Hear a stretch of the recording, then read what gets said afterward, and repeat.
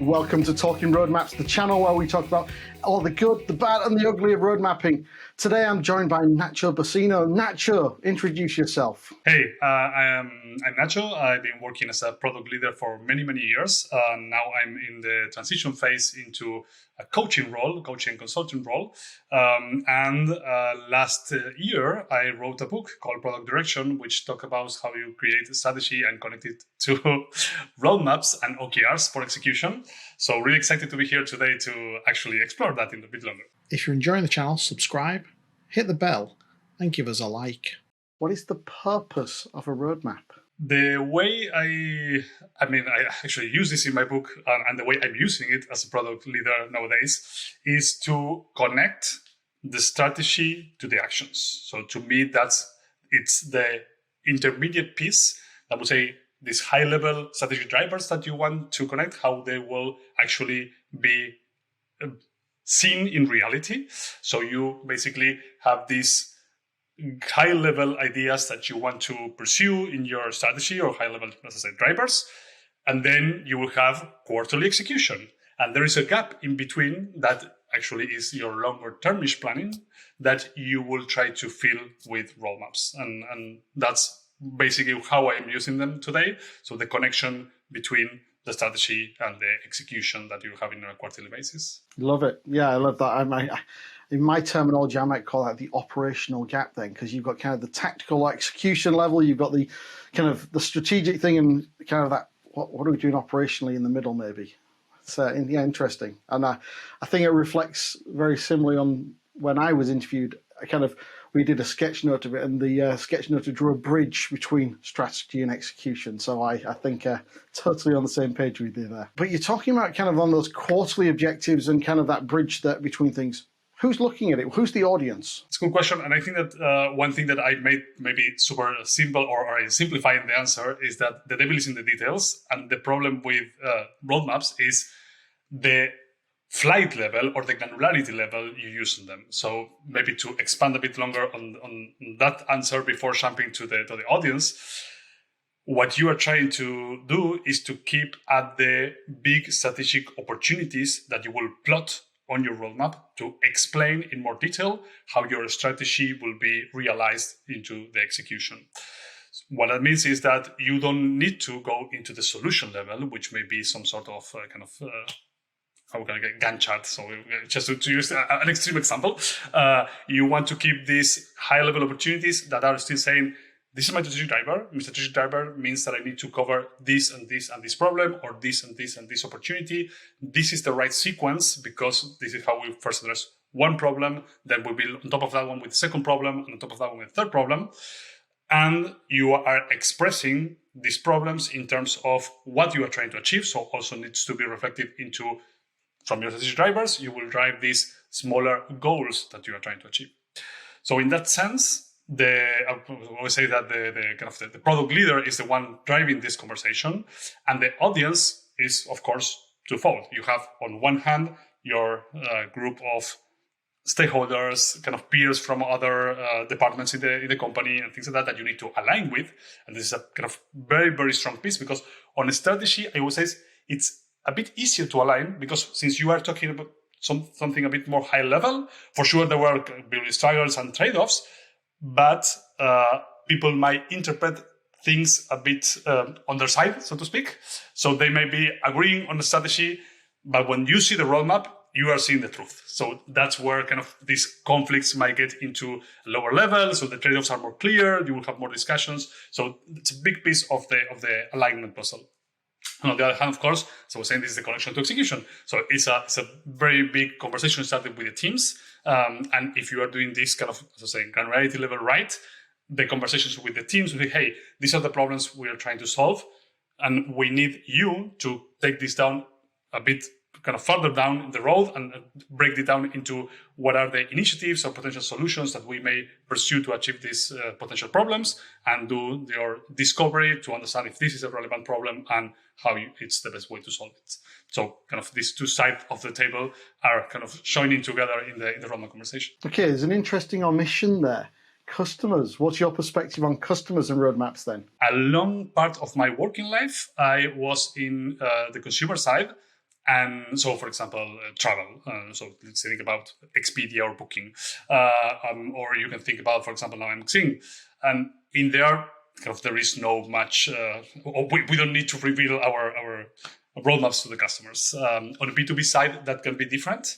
But my take is that those are two different elements. So for sure, you are using, you want to base what you show to your customers in terms of roadmap, especially if you're trying to do sales based on that, which is a tricky business. You are trying to display some information in a certain way that will make sense to your customers, which is quite different from this low-level internal alignment that you need to have, that I was saying before, for example, will have the business outcomes you're trying to achieve. And for sure, that's not something you will be sharing with your customers.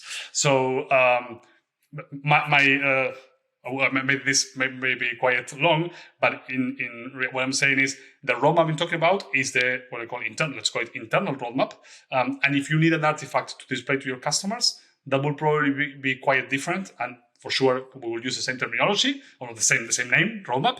But I will argue that there's a different artifact with a different purpose and needs to be think about differently. Yeah, I think I talk about them being different views of the same information. So it's the same roadmap, but different views on it. Some for audience, some for an external audience, some for an internal audience. So I guess that results in potentially different artifacts that are those different views. So then who owns the roadmap? And maybe who maintains it as well? I always feel owns is a very strong word, like the product owner, and then it comes to the CEO of the product and those sort of questions. So I don't really like to use that terminology. But to be fair, I think that what I usually say is that the product leader is responsible to make sure that the roadmap is out there fulfilling its purpose, which doesn't necessarily mean that the product leader owns the roadmap, but he has a responsibility to facilitate the conversation to have the roadmap standing up to date and aligned with everyone in there. One thing I didn't mention is that the organization can be very different in size and complexity. So there may be different levels of leaders in there. So you might have product managers, and then we have a head of product or some sort of product leader, that we have a VP of product, and that can drive having different levels of roadmaps, some whole company roadmap or business unit roadmap or tribe roadmap, depending on the organization. So this will also mean that the roadmaps hopefully will be aligned and will be based on the same information, but you will have different views, that's what I said before, that will try to serve the purpose at different levels. So different product leaders may be owning that view of the roadmap, which, as I say, is based on the same information, but the views are the ones that triggers conversation at different levels. Because, for example, the VP may be having a conversation about resource allocation on a business unit level or basis. And in the business unit, you may be arguing, trade-offs or go-to-market strategies, and then that will have a different view, different details than the higher level one. So based on that, so my short answer was product leader. That is a bit more complex when you start to unpack it. Now, if I remember, the book is very much broken down into 3 areas of strategy, roadmap, and OKRs or objectives. So how does a roadmap link vision, strategy, objectives, or how does it relate to them? To me, one fundamental piece of work that is not usually done at many companies is what I call strategy grooming. And why I call it strategy grooming, it's because I think it's quite related to what we do when we do backlog grooming, which is a very well understood practice, in which you get these bigger pieces that we're going to say, hey, it's a high level epic, for example, and you break it down and you have lower level epics and you have user stories and things like that. Why I call this step linking the strategy to the roadmap strategy grooming, because I feel we have a same type of mindset coming from these big strategic drivers that may be, hey, I want to play or solve this new customer need, or focus on this differentiation, or target this new market, whatever. And that's what we need from a strategy, high level direction. But then what we need to do in to actually win that path that we're selecting. And that's what I call strategic grooming, in which you're saying, okay, for example, one tool I use for that can be the optimization tree by Teresa Torres, that I usually say, we are still, since we're having this discussion at the opportunity level, we will stick in the opportunity space of this tree, but we will break down this high-level opportunity into lower-level opportunities. Another way to say it is with, for example, a user journey map, saying, okay, if we are thinking about targeting this new market, let's map it out and let's see where are the pains and things that we need to address. And so you, again, come from this high level, hey, we need to tackle this new market. And say, okay, what's the journey for this market and what are the pain points? And those pain points are your opportunities that can be going into the roadmap. So that's kind of part one, how you link the strategy to the roadmap. And then with those roadmap items, how you link it back to OKRs. One comment before jumping to that is that, of course, the roadmap has different time. So you're trying to create a roadmap that will have you or will give you some strategic planning at a different horizons. Can be 12 months, 18 months, depends on the company, can be 6 months even.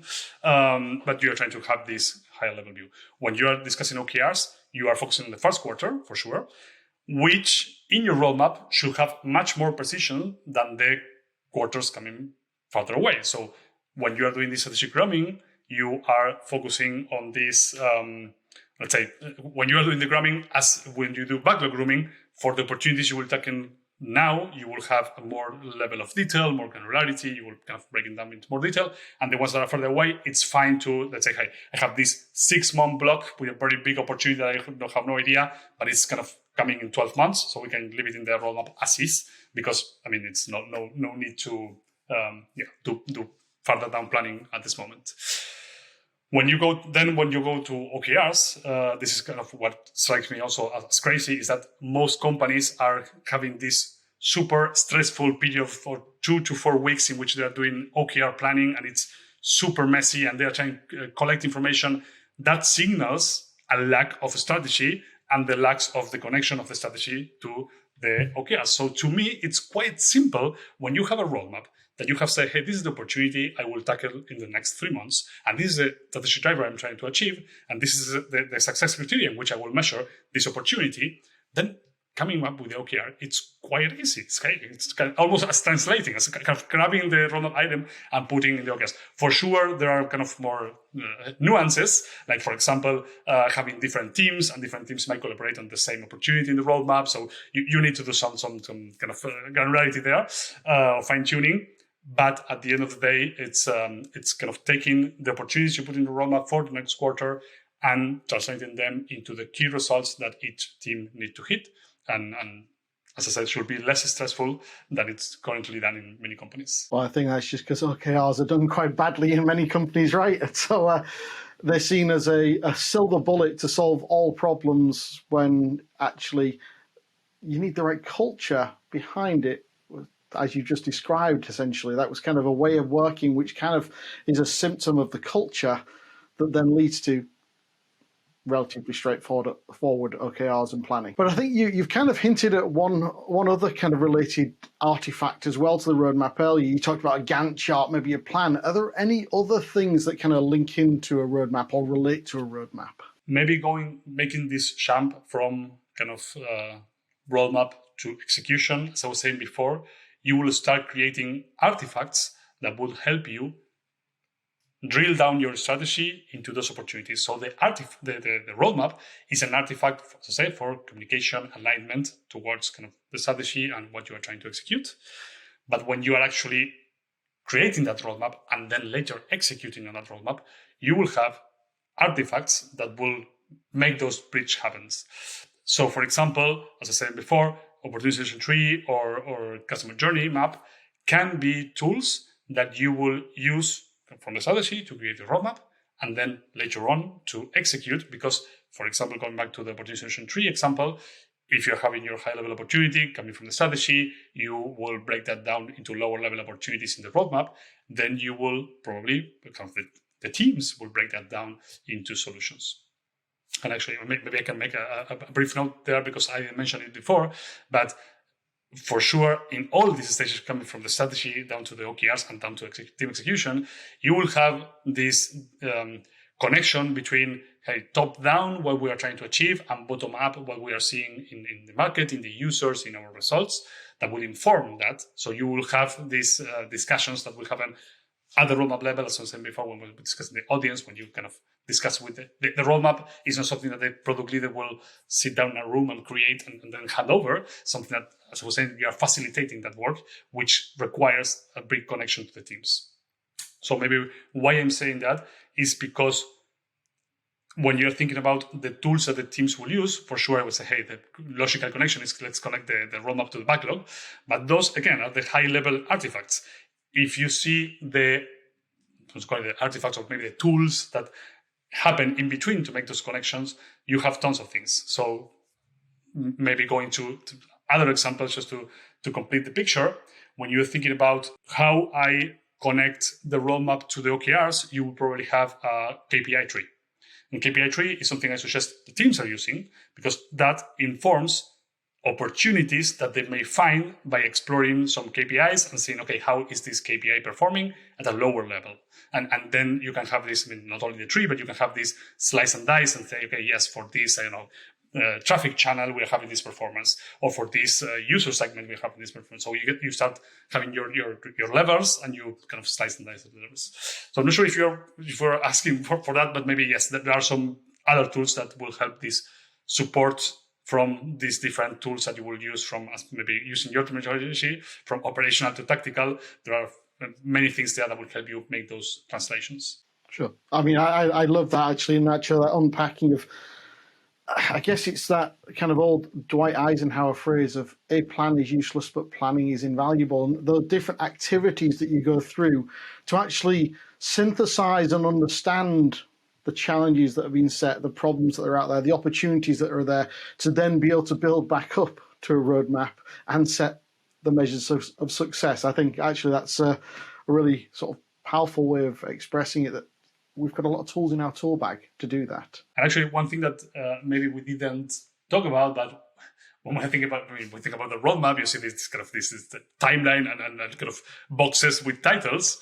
But to me, what's quite interesting is something that happens sort of behind the scenes, which is you are creating your opportunity space. And from your opportunity space, you are selecting opportunities that you will see reflected in the roadmap. But each of those opportunities is not a title, is opportunity described somehow. So there's one, I don't want to go into templates or fill in the blanks exercise, but I usually say, hey, we need to have an opportunity card. That's what we call it, in which it's the same as having, instead of a roadmap title, a roadmap card, which any tool will give you that, and you start describing that opportunity. And part of this connection from one to the other is that, okay, we start with some opportunity that is a hypothesis, a problem we identified, a trend we identified, but we start doing some discovery and we start doing some data analysis, and we will gather more information for that opportunity card. And that's a big chunk of the work. And it's not actually plotting the roadmap, the work. The work is actually coming up with the insights for the opportunities to make sure that you are going in the right direction. So coming up with more evidence that can be either through discovery experiments or through gathering more information like secondary research or analyzing your own data. So this opportunity card, I think that's also something that we tend to skip. And it's probably, when we think about the roadmap, thinking about the item, not as a single title, but this kind of very well-informed opportunity, that's something also some companies tend to ignore. And it's a kind of a big loss from this connection of different stages. Yeah, too often there's one line, like 3 words on the roadmap, and then everyone assumes it means something different. So I love that kind of breaking it down into more detail so it's clear what we actually mean by this thing. Just to pick up a thought there, though, you said that all of this is before it goes on the roadmap. What about capturing your discovery, the things where you're actually figuring out which opportunities are right on the roadmap as well? Yeah, that's where I say that this opportunity space kind of lives in the background, because if you think about it, what you are trying to do all the time is, or maybe the role of product management is make sure that what we're building is valuable and viable. And this is basically choosing the right opportunities to build. So this opportunity space lives in the background of everything you're doing. If you are thinking about a strategy, you say, hey, we're having this opportunity space and we are betting Of course, hopefully this bet is an informed bet, but we are seeing this opportunity space and we're saying, hey, these are the biggest chunks. This is how we can differentiate. This is how we can make a sustainable business in the future. So we are having this level of selection at strategy level. When you're going to a roadmap, say, hey, we have this opportunity space and we choose these paths. So say, hey, we will pick these opportunities that we are thinking are the most valuable to plot in our roadmap. When you are doing discovery, you say, hey, I have this big level opportunity, or even I already have in my opportunity space some lower level opportunities that will try to validate for implementation. Or if I don't know much about this opportunity, I will do some research that will create these lower level opportunities. So all the time you have this opportunity space behind the scenes that is informing these different levels of artifacts. And when you basically the moment in which you are building this opportunity space is when you're doing discovery, because again, at different stages, because it might be more exploratory research or understanding the problem versus validating solutions. So this will have different levels of information for your opportunity space. But at the end of the day, when you are doing discovery, you are adding more pieces to the puzzle. And if you think about, I mean, we will say that product is not linear, and you we have this tendency to say, hey, dual track agile, or this terminology say, hey, discovery and then delivery. But if you think about discovery is happening all the time, and it happens at different levels. So, for example, many companies, when they are doing a strategy, I would say, hey, you cannot expect to go to a strategy workshop 2 days offsite and then come up with a strategy, because what you will identify during that workshop is that you need much more information to decide. And then come what may be called a discovery for the strategy, which is kind of finding this secondary research, informing some opportunities, even running some experiments to validate high-level hypotheses. So this discovery phase that we usually think about, okay, let's come up with kind of from a problem to a validated solution. We also are doing it at different levels, and we'll keep informing this behind-the-scenes opportunity space that you're building. Yeah, I mean, the way I often think about it is the things towards the right on my roadmap are probably in discovery right now, whereas the things towards the left are probably in delivery, because I'm figuring it out to get ready to deliver it later. But I think that's something that is not quite solved in how we operationalize this into kind of execution. Because if you think about it, you also have teams that are focused on the opportunities you are kind of trying to solve now. So what you need to make sure is who is running the discovery for those opportunities that are coming along the way. And that's, I think, that's a tricky balance that the teams need to kind of keep evolving. Say, hey, I'm not 100% focused on the opportunity I kind of do in delivery in the next months. I also need to think about my longer term. And actually, that's something that the roadmaps may help us. Otherwise, you end up in a feast on famine position. It's like, all right, I'm doing tons of delivery now tons of discovery, and alternating as opposed to that nice, clean dual track, which obviously has its tension between it. What are the key elements that we put on our roadmap? You know, what's on there? You mentioned timeline, but what else is on there? I also described it in 3. So we have the timeline, we have the swim lanes, and we have the items. So that's maybe pretty obvious. So maybe going back to some topics I discussed in the book, in terms of the timeline, that's also interesting because it has evolved from kind of this kind of very structured, more Gantt chart monthly roadmaps. We went kind of to the other extreme, to the now, next, future roadmap. And there are things in between. I usually tend to like the one that is kind of expanding timeline. So you have next quarter, then next semester, then next year. And this also gives the level of uncertainty you are having about the things, the items you are putting in that roadmap. But that's something that is interesting. And then quite interesting also on the streamlines, you can have kind of all sorts of things there. I usually try to push for strategic drivers as kind of our things that we put in the streamline. So everything we are doing to hit this, for example, this new market that we are trying to address, or this need that we're trying to address, we'll put in the same streamline. That will also be tied to a strategic goal. So you will have a very nice mapping, and this is also going back to the alignment and who is the audience. You will explain very clearly, okay, if we are trying to achieve this goal, these are the things we need to do, and this is all the things that we selected to do in order to achieve this goal. But also, to be frank, I have seen this also kind of break down by teams, business unit, or group of teams. I think that's also a very common way of doing it, and it's a bit more easy on the lower funnel. So trying to explain to teams what actually we're expecting from them, that's a nice way to play it out. And finally, on the items, we already discussed that, but it's kind of this this title, I usually also say, hey, the title should be written as an opportunity that you're trying to address, so not a solution. I'm not super dogmatic about it, but just kind of giving the right mindset and trying to address what you are trying to achieve with this opportunity. So it can be as easy as adding the key result you are trying to hit with this opportunity. I always try to stress for that. But then if you have, for example, a road mapping tool, or even if you don't have a road mapping tool, even if you're using, hey, let's say I have my Excel and then I have Jira, but then on Jira you will have something titled with the same title in which you will have a much longer explanation of what you're trying to achieve, just because of what you said, kind of in terms of this alignment we are trying to build, avoid having everyone interpreting something different about this kind of title that you have in there. Now, I wonder that kind of different use of swim lanes that you had there, do they better suit different audiences? For example, the strategic drivers, does that suit more the execs versus the teams, etc.? Does that suit more the execution or development team? Just a hypothesis there. I think they fulfill different purposes. And I have seen it maybe aligned to the culture or what the audience is trying to see, because I have seen many executives interested in, okay, what are the teams doing? Not in terms of micromanagement, but trying to figure out, this investment we are doing, what actually are they focusing on, which is a good discussion also. I mean, if you keep it at the opportunity level, it's a good discussion. And you are having, so these executives will also prefer the swim lanes divided by this sort of teams, team level or group of teams level. Instead, if you are saying, hey, we need to discuss, for example, in the early strategic discussions, when you are going from your initial strategy to, okay, now that we agree on the strategy, we are trying to show what are the focus areas.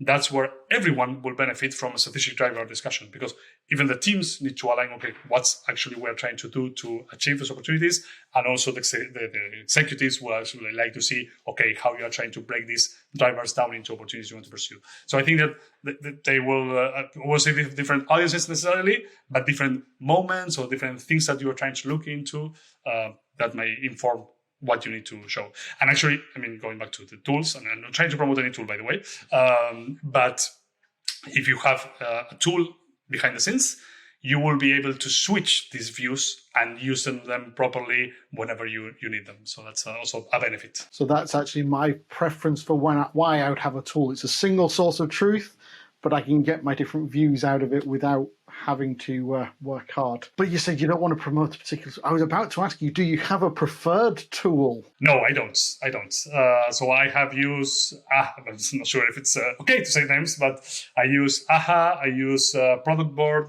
I use ProdPad. Those are the three I used so far. I don't have a preference. I think that, if you are looking into the specific purpose of displaying a roadmap, probably all of them will give you what you need. Depends on the complexity of the organization and also how you are using them to connect them later to execution, to other tools like Jira, things like that. That will get into more the selection of tool part of things. Totally agree. I'm relatively tool agnostic as well. My co-host is ex of AHA, but we also play around with all the different tools, and Jana was one of the first people on the channel, so ProdPad also a friend of the channel, and one of the previous practitioners we had on was a big fan of Product Board. So we like to expose people to what's out there, and I think you're right. There are many tools, and different ones will fit different organizations based on the rest of their tool setup, but also, as you talked about earlier, their culture and the way they use roadmaps and how they want to see things. Some tools only do Gantt chart style, some do those kind of time boxed or time frame oriented ones and don't do anything else, and some do whatever you want. So it's all about what you're trying to achieve and how you want to present it, I guess. What I will say is that, so every time I use these tools, I went from no tool to a tool, and everyone appreciated it. So that's what I just want to say. So I'm not, as I was saying, not trying to promote this use of tool. And to be honest, if you are, for example, in a startup, and not sure if this is appropriate, but you may not even need a roadmap. So you can easily jump from short-term strategy, because you're a startup, you're trying to find market fit. So kind of jump from, okay, this is the direction we're going to the OKRs. But I work in enterprises with kind of complex organizations and trying to, as you said, organize the information. Either it's a very big and painful effort, or just because of the effort, no one does it, and the stakeholders have no view. So whenever we introduce these tools, it's usually appreciated by both sides of the table. I was going through that journey as I left my last corporate role, introducing it to the team for those exact efficiencies and just saving our sanity of 15 different copies in PowerPoint that were all not quite the same. You've probably already told me this a bit already, but what do you consider to be best practice when it comes to road mapping? Yeah, so I'm trying to see if I will repeat myself too much, but essentially is having this roadmap that is at the opportunity level, focus on the outcomes you're trying to achieve, and that will be a breakdown of your strategy into more kind of, I'm not saying general level opportunities, but more concrete opportunities and problems you are trying to solve to address or to fulfill that path that you are selecting on your strategy. So to me, that's the standard I'm trying to push. And as I said before, also being conscious of your context. And again, if you are needing a roadmap to discuss the breakdown of strategy, then maybe, for example, the swim lanes can be strategy driven. If you are in a kind of super short-term find market fit startup, then maybe you can say, hey, the roadmap, I will postpone it until we have these more stable things to discuss. Because at the end of the day, the roadmap is trying to, as I was saying in the beginning, align you in terms of the things you're trying to achieve with different pieces of organization. And if you don't have something to align on yet, then it doesn't make much sense to do the effort. Yeah, although the interesting thing I've come across is that investors can often like having a roadmap so they can see where their money is going. So sometimes there's another reason for having one, even in that startup context. Yeah, the problem is that, we get into this kind of more tricky part is if you are doing this just for kind of showing something up, probably it lacks the backing you need when you have a roadmap that is based on a solid strategy, just because you are learning yet. So that's kind of fine to acknowledge.